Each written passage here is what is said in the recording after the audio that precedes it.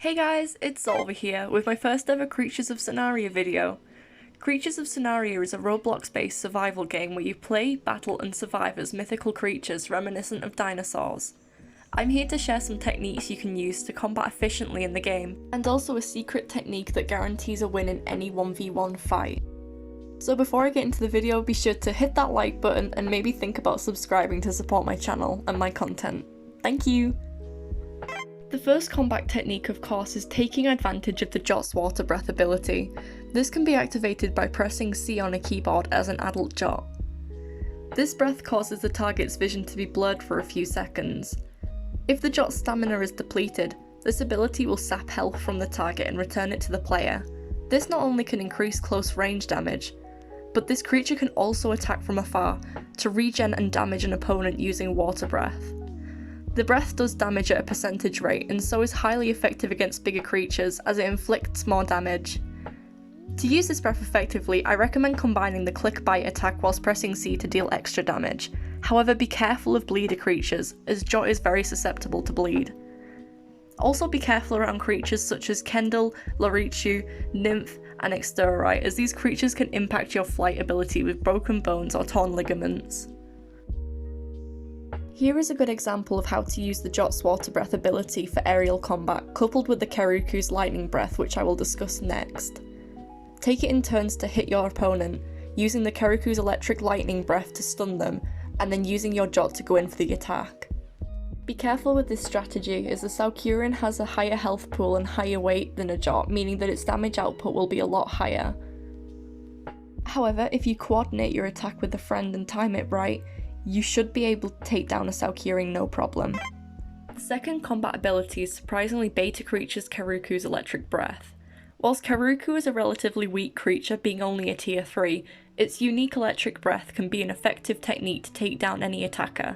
Electric Breath does critical damage, makes movement erratic, and can fully paralyse your target.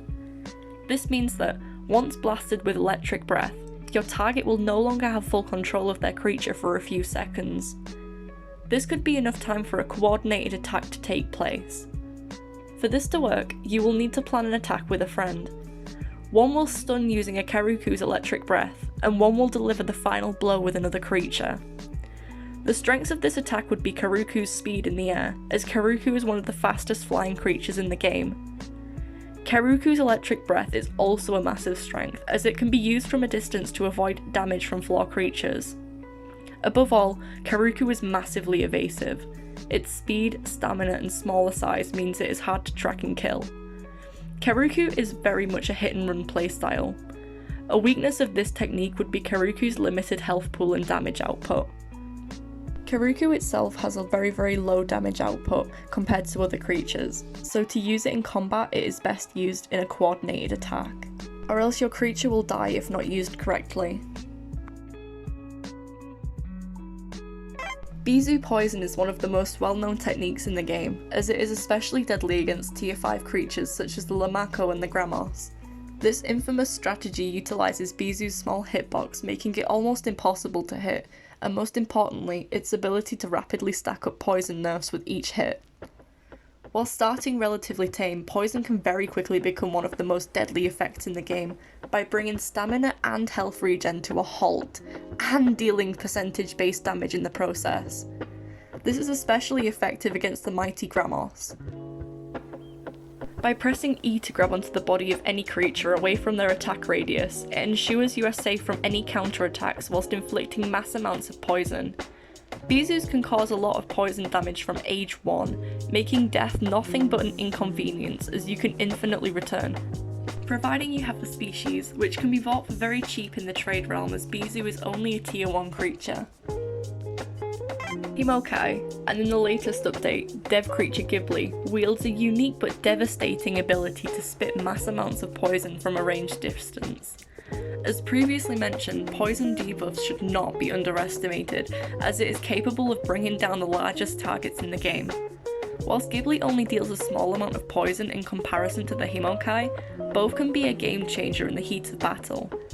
Be sure not to get too confident and keep your distance, as this technique relies heavily on ranged combat. Himokai deals 2 poison per second on a target, which can quickly stack up. A word of warning though, Himokai is only a tier 2 and will not withstand any major attacks. Only adult creature can use breath attacks, so if you die you must wait 12 minutes to be adult again. In this time your target may have healed, so use this strategy with caution.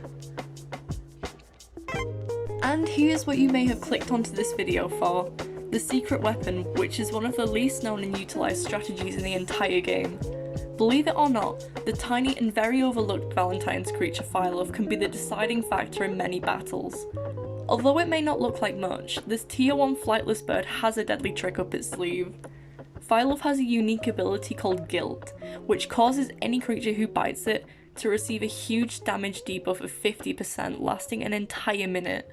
This means that any creature you provoke to kill you will have their damage output halved for an entire minute, turning any 1v1 into a one-sided battle.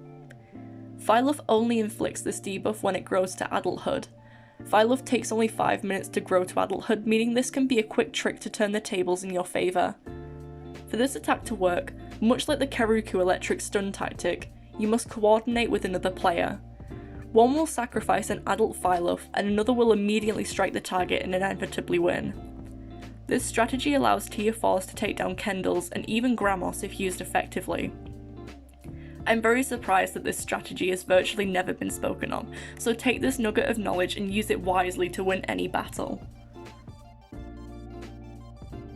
With the latest update, new dev creature Ghibli has been implemented into the game, with a never before seen Q ability which causes creatures within a small radius to uncontrollably sleep and lie defenseless for 5 seconds. 5 seconds is a huge amount of time in the heat of battle, especially when considering high damage output creatures such as Grammos and Kendall. However, this ability has a secret trick, which at the time of releasing this video is an excellent way to prank or kill unsuspecting flying creatures.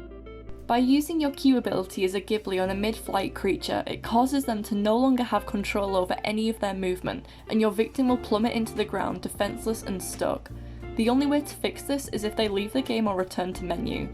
This is a game-changing trick, as it leaves your enemy totally exposed and defenseless to any attack. Be warned though, your Ghibli is not immune to other Ghibli's sleep ability, so be careful you don't fall victim to your own tricks. Although I have spoken specifically about 6 creatures, the most reliable way to kill another player is by using an age 100 Grammos. However, where's the fun in that? Another great way to spice up any fight is by using a creature with a breath ability to debuff your opponent from a safe distance. However, these vary in effectiveness and almost always must be utilised in a coordinated attack. Before I end this video, I would like to mention that I am fully aware of the mushroom prices of some creatures mentioned in this video. Specifically Phyluff, Keruku and Jort species can be bothersome to obtain. To overcome this, I recommend AFK mushroom farming with a Larichu or other photovore creature, or join the Creatures of Sonaria Discord, linked below, to purchase other players' stored creatures, as this is very much cheaper than the in-game alternative.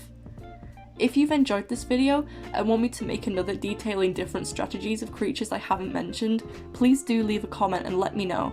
I'm happy to share what I have learnt with you all. So there it is, my first Creatures of Sonaria video.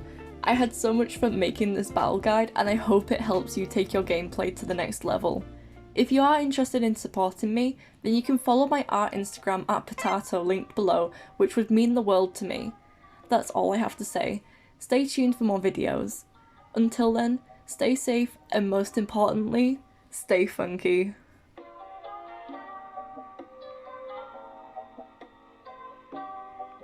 Implemented into the game, featuring a never seen